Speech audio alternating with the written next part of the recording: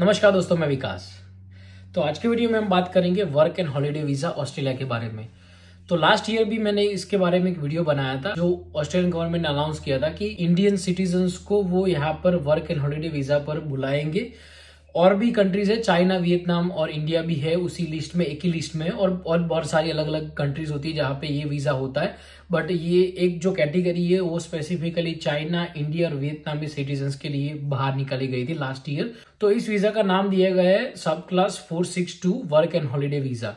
इसमें क्या होता है कि आपको 1 साल का वीजा मिलता है। वो 1 साल में आप यहाँ पर ऑस्ट्रेलिया में आकर रह सकते हो, काम कर सकते हो, थोड़ा बहुत स्टडी भी कर सकते हो। और अगर आप एलिजिबल होते हो तो आप दूसरे वर्क एंड हॉलिडे वीजा के लिए अप्लाई भी कर सकते हो। तो जैसे कि मैंने बताया, ये वीजा लास्ट ईयर ओपन हुआ था सब लोगों के लिए, बट लास्ट ईयर का जो प्रोग्राम ईयर होता है वो खत्म हो गया। तो यहाँ पे ऑस्ट्रेलिया में क्या होता है कि एवरी ईयर जब जून जुलाई का महीना आता है तो ये गवर्नमेंट होती है वो अनाउंस करती है नए नए प्रोग्राम्स, नई नई सीट्स सारे अलग अलग वीजा के लिए। सो उसमें से एक ये है जिसके लिए अनाउंसमेंट हुआ है इस साल के प्रोग्राम ईयर के लिए। तो फॉर एग्जांपल आप ले लो कि लास्ट ईयर 2024-25 था, तो इस साल 2025-26 प्रोग्राम ईयर है, उसके अंदर आपको इतने कोटा दिया गया है, उसमें आप अप्लाई कर सकते हो। तो इस साल का ये वीजा का रजिस्ट्रेशन पीरियड स्टार्ट हो चुका है। स्टार्ट हुआ था 24 जून 2025 को और ये रहेगा 15 जुलाई 2025 तक। तो आपके पास अभी भी और 2 वीक है जिसमें अगर आपको ये वीजा के लिए अप्लाई करना है तो आप कर सकते हो, जिसके लिए बहुत ही मिनिमम क्राइटेरिया है ये अप्लाई करने के लिए। तो आप बोल सकते हो ये गोल्डन टिकट है ऑस्ट्रेलिया आने का।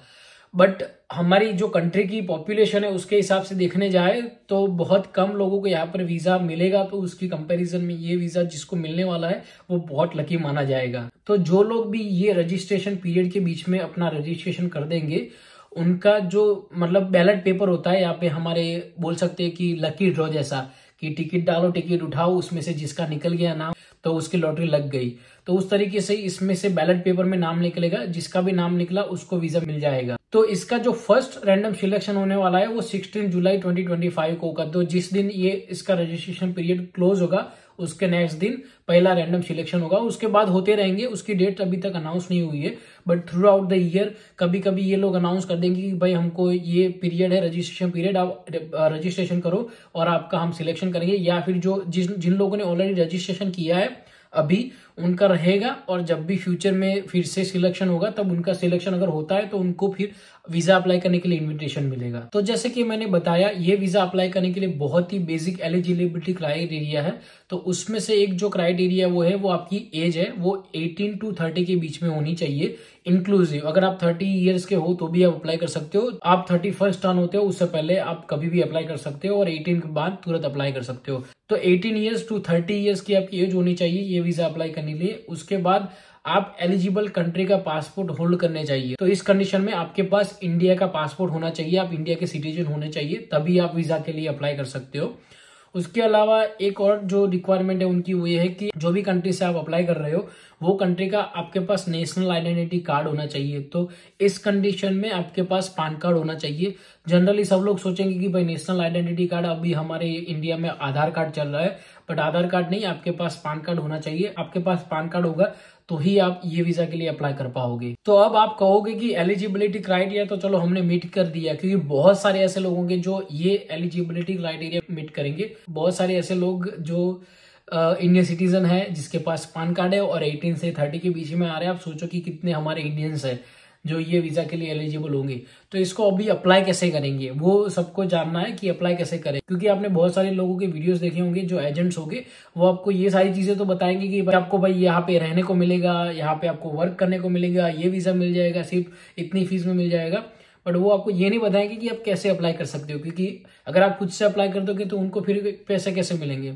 तो मैं आपको बता दूं कि आपको अप्लाई कैसे करना है। बहुत ही सिंपल तरीका है ये वीजा अप्लाई करने का, और मेरे ख्याल से अगर आपको अप्लाई करना है तो आप खुद से ही कर लो, क्योंकि ये रैंडम सिलेक्शन है। इसमें आपको कोई ऐसा क्राइटेरिया नहीं है कि भाई आपको स्पेसिफिक कुछ डालना है इसमें, कि आपको कुछ लिखना है ऐसा कुछ।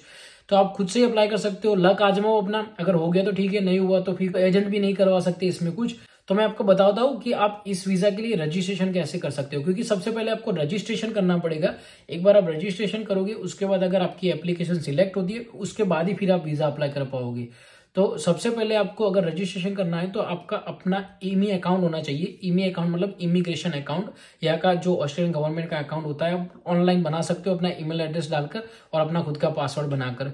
तो आप जब भी ईमी अकाउंट बनाओगे तो उसमें जाकर आपको न्यू एप्लीकेशन में सिलेक्ट करना है और फिर आपको वीजा प्री एप्लीकेशन रजिस्ट्रेशन में जाना है। उसमें जाकर आपको वर्क एंड हॉलीडे वीजा के ऊपर क्लिक करना है, जिसमें लिखा होगा कि registration work and holiday visa, वहां पे जाकर आप क्लिक करना है आपको। और फिर आपको जो अपना एलिजिबल कंट्री का पासपोर्ट है वो सिलेक्ट करना है। जैसे कि मैंने बताया बहुत सारे अलग अलग कंट्रीज में ये वीजा होता है और अभी के लिए ये वीजा चाइना, वियतनाम और इंडिया के लिए।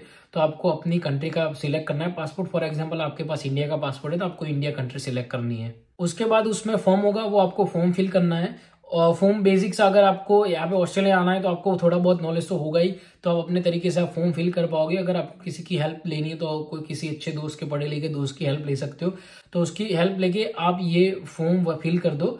उसके बाद आपको $25 रजिस्ट्रेशन फी पे करनी है। वो जो फी होगी वो नॉन रिफंडेबल होगी, तो आपको $25 पे करने। अगर आपका सिलेक्शन हुआ कि नहीं हुआ, आपके वो $25 जाएंगे ही जाएंगे।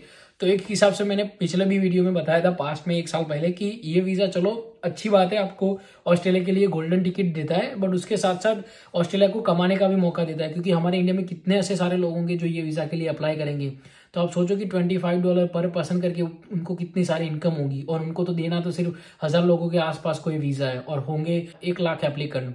तो कितना बड़ा नंबर बनता है अगर आप उसको 25 से मल्टीप्लाई करोगे। तो चलो कोई बात नहीं, हम लोगों को जरूरत है, उनको पता भी है कि भाई इन लोगों को जरूरत है, ये लोग अप्लाई करेंगे तो उनको बहुत सारी एप्लीकेशन मिलने वाली है। और हम लोग सोचते हैं कि भाई $25 पे करने, चलो कोई बात नहीं कर देते। तो $25 मतलब हमारे इंडिया के 1250 रुपए के आसपास होता है, जिसमें आप लोगों को लगता है कि भाई हमको इतना फर्क नहीं पड़ता है, और नहीं भी पड़ता है लोगों को। तो बहुत सारे लोग होंगे वो जो इसके लिए ट्राई करेंगे।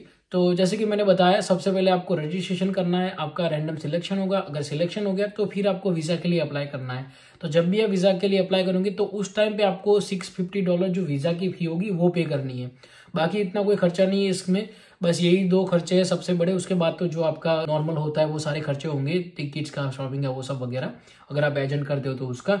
तो ये वीजा अगर ऑस्ट्रेलिया आपको ला सकता है तो सबसे सस्ता वीजा आप बोल सकते हो ऑस्ट्रेलिया आने के लिए और रहने के लिए और काम करने के लिए। क्योंकि विजिटर वीजा में होता है, बट यहाँ पर आकर आप काम नहीं कर सकते हो, बट ये वीजा में यहाँ पर आकर आप काम कर सकते हो।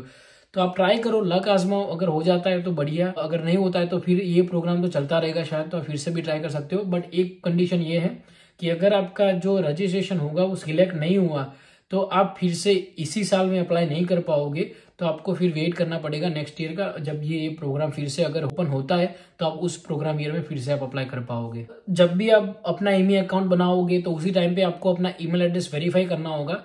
तो जब भी आप अपना ईमेल एड्रेस वेरीफाई करोगे तो उसमें आपको फ्यूचर की नोटिफिकेशन आती रहेगी। अगर आपका जो आपने अप्लाई किया है रजिस्ट्रेशन के लिए वो आपका सिलेक्ट हो गया तो आपको बाय ईमेल आपको नोटिफिकेशन मिलेगी। आपके ईमेल अकाउंट में भी आपको नोटिफिकेशन आएगी कि आपका भाई रिसीव से लेके चेंज होकर सिलेक्टेड हो गया है। मतलब जो आपकी एप्लीकेशन प्रोसेस होती है वहां पे लिखा होता है, जब भी आप अप्लाई करते हो तो ऐसा लिखा हुआ होता है कि रिसीव्ड। रिसीव मतलब उनके पास चली गई है। जब भी वो स्टेटस चेंज हो गया, सिलेक्टेड हो गया, तो समझ लो कि आपका काम हो गया है। आपको जो गोल्डन टिकट मिलनी चाहिए ऑस्ट्रेलिया की वो मिल गई है, सिर्फ $25 में और $650 में। तो ये बहुत ही आसान और इजी तरीका है ऑस्ट्रेलिया आने का। अगर आपका लक अच्छा है तो आप ट्राई करो। मेरे ख्याल से सबसे इजी तरीका ऑस्ट्रेलिया आने का इससे अलावा कोई नहीं हो सकता, क्योंकि बाकी सारे वर्क वीजा है उसमें भी एक्सपीरियंस होना चाहिए। फिर उसके अलावा आपके पास जो स्पॉन्सरशिप है उसमें आपको कहीं पे जाके काम करना पड़ेगा। उसके अलावा स्टूडेंट वीजा जिसमें बहुत सारी फीस पे करनी पड़ती है। तो आप ट्राई करो, अगर आपको ये वीजा अप्लाई करना है तो आप खुद से भी ट्राई कर सकते हो। जैसे मैंने बताया, आप ईमेल अकाउंट में जाके अपना अकाउंट बनाकर एक बार रजिस्ट्रेशन कर दो। उसके बाद अगर आपको किसी की हेल्प लेनी हो तो आप ले सकते हो। अगर आपको कोई सवाल हो तो आप इस वीडियो में पूछ सकते हो, मैं अपना पूरा ट्राई करूंगा आपको रिप्लाई देने का। अगर आपको ये वीडियो थोड़ा भी हेल्पफुल लगा तो प्लीज वीडियो को लाइक कीजिए, चैनल को सब्सक्राइब कीजिए। मिलते हैं फिर नेक्स्ट वीडियो में, तब तक के लिए बाय बाय।